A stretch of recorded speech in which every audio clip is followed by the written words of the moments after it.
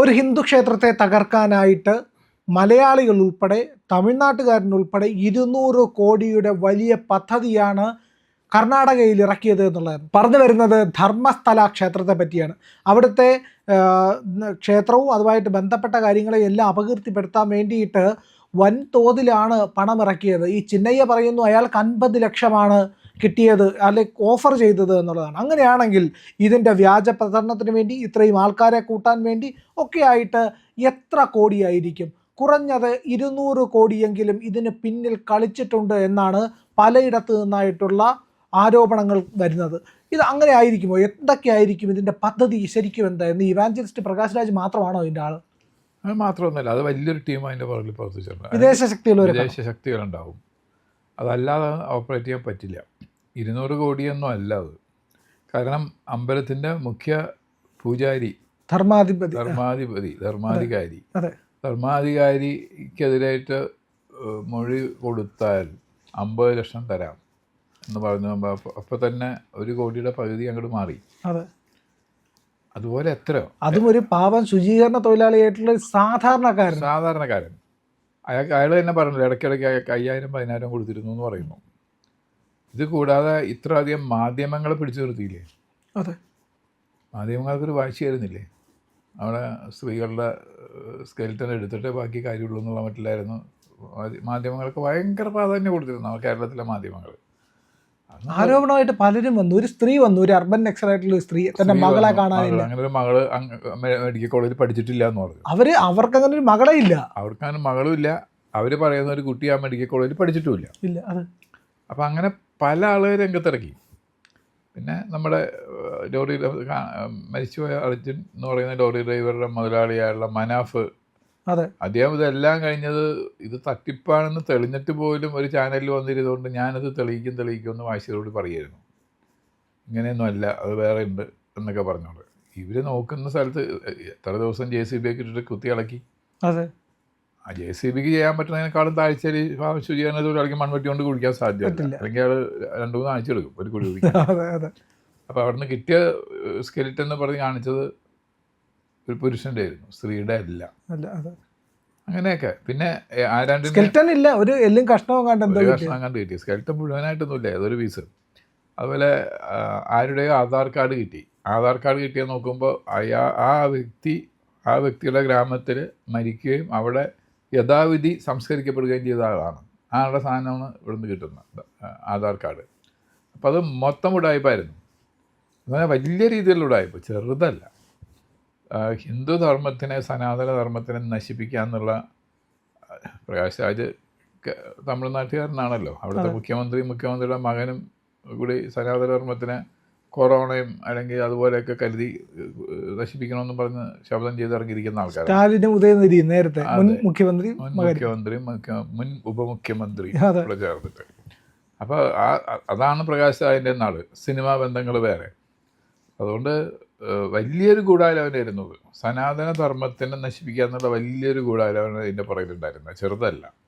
അപ്പം 200 കോടി ആയിരിക്കില്ല, അതിലധികം ഉണ്ടാവും. പക്ഷേ ആ കാര്യത്തിൽ കർണാടക ഗവൺമെൻറ്റിനെ ഞാൻ അഭിനന്ദിക്കുന്നു. ഇവിടുത്തെ കോൺഗ്രസ് അല്ല, അവിടുത്തെ കോൺഗ്രസ് എന്ന് അങ്ങനെ അവർ ശക്തമായിട്ട് അതിനെ കാര്യങ്ങൾ മുന്നോട്ട് കൊണ്ടുപോയി. അവിടെ കുഴിച്ച് നോക്കാനും അങ്ങനെയുള്ള കാര്യങ്ങൾക്കൊക്കെ ആയിട്ട് അവരിതിൻ്റെ ഇയാളുടെ ഈ വാചകത്തിൽ മുഴുകിയ അവരും പ്രചരണം നടത്തിയില്ല, അവിടുത്തെ ഗവൺമെൻറ്റും. അതൊരു വലിയ വ്യത്യാസമാണ് നമ്മുടെ ഇവിടുത്തെ ഗവൺമെൻറ്റും. അതിന് പല കാര്യത്തിലും വ്യത്യാസമുണ്ട്. ഇവിടെ PM ശ്രീ ഇല്ല എന്ന് പറഞ്ഞാൽ അവർ PM ശ്രീ സ്വീകരിക്കും. അത് കോൺഗ്രസ്സുകളുടെ ഓരോ സംസ്ഥാനത്തും പല രൂപത്തിലാണ്. അത് ഏതായാലും അതിനെ എതിർക്കുന്ന ആൾക്കാർ ശക്തമായിട്ട് നിന്നതുകൊണ്ട് അതിനൊരു ലോജിക്കൽ കൺക്ലൂഷനിലെത്തി. കുഴിച്ചെടുക്കലും കുഴിച്ചു നോക്കലും എല്ലാം കഴിഞ്ഞു. അല്ല സാർ, ഒന്ന് ആലോചിച്ച് നോക്കേ, അതവിടെ ഈ ആരോപണം വന്നപ്പോഴും അവിടെ അന്വേഷണത്തിന് ഉത്തരവിട്ടതും അന്വേഷണം നടക്കുന്നതും ഈ വ്യാജ ആരോപണം പൊളിയുന്നതും എല്ലാം കോൺഗ്രസ് സർക്കാരിൻ്റെ കാലത്തായത് ഭാഗ്യം. ഇല്ലെങ്കിൽ എന്താവുമായിരുന്നു? BJP ആ പ്രശ്നം ഇല്ലാതാക്കി, അട്ടിപ്പറിച്ചു എന്ന് പറഞ്ഞു. അല്ലെങ്കിൽ ചിന്നയ്യനെ പൈസ കൊടുത്ത് ആണ് ചിന്നയ്ക്ക് ഇപ്പോൾ റിപ്പറ്റീഷൻ കൊടുത്തതെന്ന് പറയും. ചിന്നയ്യ റിപ്പറ്റീഷൻ കൊടുത്തിട്ടില്ല. എനിക്ക് ഭീഷണി ഉണ്ടായിരുന്നു, അതുപോലെ എനിക്ക് പൈസ തരാമെന്ന് പറഞ്ഞു. ആൾക്കാരുടെ പേരും അയാൾ പറയുന്നുണ്ട്. അപ്പോൾ ഈ ചിന്നയ്യ എന്ന് പറയുന്ന ആളെ BJP-യുടെ നേതാക്കന്മാർ പറഞ്ഞിട്ടാണ് ജയിക്കണമെന്നൊക്കെ പറഞ്ഞാണ്. അത് ഭാഗ്യമാണ് അവിടെ കർണാടകത്തിൽ കോൺഗ്രസ് ഗവൺമെൻറ് ആയത്. അതിന് തുടങ്ങുമ്പോഴും അവസാനിക്കുമ്പോഴൊക്കെ കോൺഗ്രസ് ഗവൺമെൻറ് തന്നെയാണ്. അപ്പോൾ അയാളിപ്പോൾ റിട്ട് പെറ്റീഷൻ കൊടുക്കാൻ തരാം. അയാളെ ഈ പ്രകാശ് രാജിന് വേണ്ടിയിട്ട് പ്രകാശ് രാജ് നേരിട്ട് അയാളെ നിർബന്ധിച്ചു എന്നല്ല അയാൾ പറയുന്നത്, താൻ ഇങ്ങനെ തന്നെ പറയണമെന്ന്. അപ്പോൾ എത്രത്തോളം വിഷം നിറഞ്ഞ മനസ്സും കൊണ്ട് അവർ നടക്കുന്നത്. കാളകൂട വിഷം തോറ്റു. കാളകൂട ഒന്നുമല്ല ഇതിൻ്റെ മുന്നിൽ, ഒറ്റാസിയ സൈഡിയുടെ ഒന്നുമല്ല. എന്താ വെച്ചാൽ ഇയാൾ ഇപ്പം സനാതനധർമ്മം നശിപ്പിക്കുക എന്ന് പറഞ്ഞാൽ ഓക്കെ, അവർ ആദർശപരമായിട്ട് അല്ലെങ്കിൽ അതിനെതിരെ പ്രചരണം നടത്തിയിട്ട് അവർ തോൽപ്പിക്കട്ടെ. ഇപ്പം പെരിയോർ നടത്തിയില്ലേ, അദ്ദേഹം ജാഥയൊക്കെ നടത്തി ശ്രീരാമൻ്റെ സീതയുടെ ഒക്കെ പടത്തിൽ ചെരുപ്പ് കൊണ്ടടിക്കലും അങ്ങനെയുള്ള കലാപരിപാടിയൊക്കെ ആയിട്ട് കുറേ നടന്നു. അതൊരു പ്രചരണമാണെന്ന് വേണമെങ്കിൽ നമുക്ക് തുടങ്ങാം. അതിൽ മതത്തിൻ്റെ എന്താ പറയുക, മതത്തിൻ്റെ അതിന് ഒരു ബ്ലാസ്ഫമിയാണ്, മതത്തിൻ്റെ നിന്ദിക്കലാണ്. പക്ഷെ ഇതാണെങ്കിൽ പോലും അതൊരു പ്രചരണമെന്ന് പറയും. ഇതല്ലല്ലോ. പൈസ കൊടുത്തൊരു പാവപ്പെട്ട തൊഴിലാളിനെ കൊണ്ട് ഈ പരിപാടിയൊക്കെ ചെയ്യിച്ച് ഈ ഇത്രയും അധികം ഈ സ്ഥലങ്ങൾ കുഴിക്കാൻ വേണ്ടിയിട്ട് തന്നെ എത്ര എക്സ്പെൻസ് വന്നു. അത് ഈ പ്രകാശ് രാജും കൂട്ടിനും കൊടുക്കുമോ? ഇപ്പം കേരളത്തിൽ തന്നെയുള്ള നല്ല ഭക്തന്മാരായിട്ടുള്ള പല ആൾക്കാരും എന്നോട് സംസാരിച്ചിട്ടുണ്ട്, എങ്ങനെ ഇപ്പോൾ എന്ത് ധൈര്യത്തിൽ അമ്പലത്തിൽ പോകാമെന്ന്. ചില സ്ത്രീകൾ എന്നോട് ചോദിച്ചതാണ്, എന്ത് ധൈര്യത്തിൽ അമ്പലത്തിൽ പോയി. ഞാൻ പറയുന്നത് അമ്പലത്തിൽ പോകാൻ എന്താ പ്രശ്നം?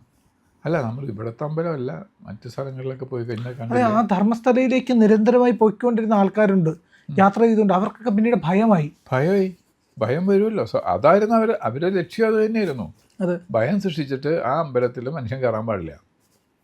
അങ്ങനെ മനുഷ്യൻ ഒന്നുമല്ലാത്ത അമ്പലം ഇതിനെ അനാഥപ്രേതമായിട്ട് ബാർഗൈൻ നിലനിൽക്കിയിട്ട് അതിനെ മാറ്റണം. അതായിരുന്നു അവരുടെ ഉദ്ദേശം. ഇതൊക്കെ ടെസ്റ്റ് ഡോസുകളാണ്. ഇത് പിന്നെ ആകുമ്പോൾ പല സ്ഥലങ്ങളിൽ ഇത് കുറേശ്ശായിട്ട് കൊണ്ട് അവിടെ വിജയിച്ചാൽ അടുത്ത സ്ഥലമായിരിക്കും അവർ ചെയ്യാൻ പോകുന്നത്. മധുര മീനാക്ഷി ക്ഷേത്രമാവാം, ശബരിമലയാവാം, ഗുരുവായൂരാവാം. ഗുരുവായൂരിൽ നിന്നും ഇതേപോലെ തന്നെ ഒരു ശുചീകരണ തൊഴിലാളിനെ വേണമെങ്കിൽ കണ്ടെത്താം. കുറേ പൈസ കൊടുത്തിട്ട് അയാൾ പറയണം ഞാൻ കൊണ്ട് കുഴിച്ചിട്ടുണ്ട്, ചാവക്കാട് കടപ്പുറത്തോ എവിടെയെങ്കിലും പറയാം. ഇങ്ങനെയൊക്കെ എനിക്ക് അവർ ഉദ്ദേശിച്ചിട്ടുണ്ടാവും. അപ്പോൾ ഇങ്ങനെ ആ സ്ഥലം കുഴിക്കലും അതിനെപ്പറ്റി അത്ര എന്താ പറയുക അഗാധമായിട്ടുള്ളൊരു അന്വേഷണം നടക്കുമെന്ന് ഒരുപക്ഷെ ഇവർ ചിന്തിച്ചിട്ടില്ലേ എന്ന് എനിക്ക് സംശയമുണ്ട്. അതങ്ങനെയാണ്. ഈ ദുഷ്ടമനസ്സും കൊണ്ട് ഒരു പരിപാടിക്ക് ഇറങ്ങിയാൽ അവർക്ക് ദൈവം എവിടെയെങ്കിലും ഒരു പണി കൊടുക്കും. അതാണ് ഇവിടെ കണ്ടത്. ഇവരിത്രയും ചിന്തിച്ചിട്ടില്ല എന്നാണ്. ഒരുപക്ഷെ കോൺഗ്രസ് ഗവൺമെൻറ് ആയതുകൊണ്ട് സനാതനധർമ്മം പറഞ്ഞാൽ BJP-യുടെ കുത്തക വ്യവസായമായിട്ടാണല്ലോ ഇവർ കണക്കാക്കുന്നത്. അത് BJP-ക്കാരും വേണ്ടി പറയേണ്ട കാര്യമുള്ളൂ. അപ്പോൾ കോൺഗ്രസ് കണ്ണടയ്ക്കുമെന്ന് വിചാരിച്ചിട്ടുണ്ടാവാം ഇവരൊരു. പക്ഷേ ഇന്ത്യ സഖ്യമൊക്കെ ആണല്ലോ DMK കോൺഗ്രസ്സൊക്കെ കൂടെ, അങ്ങനെ വിചാരിച്ചിട്ടുണ്ടാവാം. അതാണ് ദൈവം ഈ ദുഷ്ടമനസ്സും കൊണ്ട് നടക്കുന്നവർക്ക് എവിടെയെങ്കിലും ഒരു അടി കൊടുക്കുമെന്നുള്ളതിൻ്റെ തെളിവായി കണ്ടത്. ഇപ്പോൾ അയാൾക്ക് പറയേണ്ടി വന്നില്ല എന്നെ നിർബന്ധിക്കുകയായിരുന്നു എന്ന്. അയാൾക്ക് അത്രത്തോളം കുറ്റബോധം ഉണ്ടാവും. ഇത്രയും നാൾ ജോലി ചെയ്ത ക്ഷേത്രം, അത് മാത്രവുമല്ല ശരിയല്ലാത്ത ഒരു ആരോപണം, ഏറ്റവും അതിനീചവും നുണയെന്ന് പറഞ്ഞാൽ നുണയുടെ അയാൾക്ക് തോന്നിക്കാണ് മനുഷ്യത്വത്തിന് നിരക്കാത്തതാണ്. ഒരിക്കലും എനിക്ക് ആത്മാവിന് പോലും മോക്ഷം കിട്ടില്ല എന്ന് അയാൾക്ക് മനസ്സിലായി കാണും. അയാൾക്ക് മനസ്സിലായിട്ടുണ്ടാവും. കാരണം ഈ വലിയ കുറ്റങ്ങൾ ചെയ്യുന്നവർക്ക് കുറ്റബോധം വരും. ഇപ്പം നമ്മൾ കഴിഞ്ഞ ദിവസം ഒരാളെ കണ്ടില്ലേ, കോഴിക്കോട് ഒരാൾ 2 പേരെ കൊന്നിട്ടുണ്ടെന്ന് പറഞ്ഞിട്ട് ഉറങ്ങാൻ പറ്റില്ല എന്ന് പറഞ്ഞ കുറ്റമായിട്ട്. അതാണ് ഈ ദുഷ്ടമനസ്സല്ലാത്തവർ ഈ പൈസയുടെ കാര്യത്തിലൊക്കെ, പൈസയുടെ വ്യാമോഹത്തിലും അതിൻ്റെ വലയിലും വീഴുന്നവർ, അവർ ബേസിക്കലി ഒരു ദുഷ്ടമനസ്സുകാരായിരിക്കില്ല. അവസ്ഥ കൊണ്ട് വീട്ടിൽ 50 ലക്ഷം അല്ലെങ്കിൽ ഒരു ശുചീകരണ തൊഴിലാളിക്ക് ആഴ്ചയിൽ 2 ആഴ്ച കൂടുമ്പോൾ 5000 രൂപ കിട്ടിയാലും വലിയ കാര്യമല്ലേ. എന്നിട്ട് ശുചീകരണ തൊഴിലാളി ഇപ്പോൾ നമുക്കാരെങ്കിലും 5000 രൂപ ആഴ്ചയിലേക്ക് വെറുതെ തരാമെന്ന് പറഞ്ഞാൽ നമുക്ക് സന്തോഷമല്ലേ. അല്ല, ഇത് സാർ ഒന്ന് ആലോചിച്ചോണം, അയാളുടെ ജീവിതത്തിൽ 50 ലക്ഷം അയാൾ തികച്ച് കണ്ടിട്ടുണ്ടാവില്ല. അത് കാണാൻ പറ്റില്ലല്ലോ. അത് മാത്രമല്ല ഒന്ന് ആലോചിച്ച് നോക്കണേ, ഇയാൾ നിരാശ വരാനുള്ള ഒരു കാരണം എന്ന് പറഞ്ഞാൽ ഈ ധർമാധികാരിയെ പറ്റിയിട്ടുള്ള അന്വേഷണമാണ്. ധർമാധികാരി എന്ന് പറയുന്ന മനുഷ്യൻ നിസ്സാരനല്ല. അദ്ദേഹം പത്മ അവാർഡ് വിന്നറാണ്. അത് മാത്രവുമല്ല, ആയിരക്കണക്കിന് പെൺകുട്ടികളുടെ വിവാഹം നടത്തിയ അവിടുത്തെ ആൾക്കാർക്ക് നിരന്തരം അന്നദാനം ചെയ്യുന്ന വർഷങ്ങളോളം നീണ്ടു.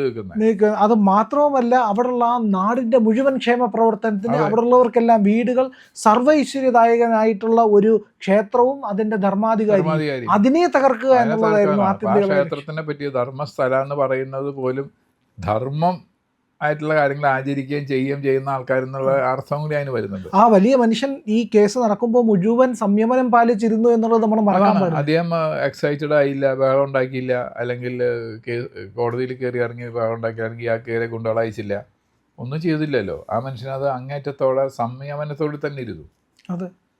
അത് സനാതന ധർമ്മത്തിനെ നശിപ്പിക്കുക, ഇതിൻ്റെയൊക്കെ ഉദ്ദേശം സനാതന ധർമ്മത്തിനെ നശിക്കുക, അതൊരു ദേശീയതയെ നശിപ്പിക്കുക, ഇന്ത്യയെ കുട്ടിച്ചോറാക്കുക, ഭാരതത്തിനെ കുട്ടിച്ചോറാക്കി മാറ്റുക, പരമാവധി കഷ്ണങ്ങളാക്കി മാറ്റുക. ഈ ഒറ്റ ഉദ്ദേശം നടക്കുന്ന വലിയൊരു അന്താരാഷ്ട്ര ഗൂഢാലോചനയുടെ ഭാഗമായിട്ട് അതിലൊരു കൈക്കോടാലിയാണ് ഈ പ്രകാശ് രാജ്.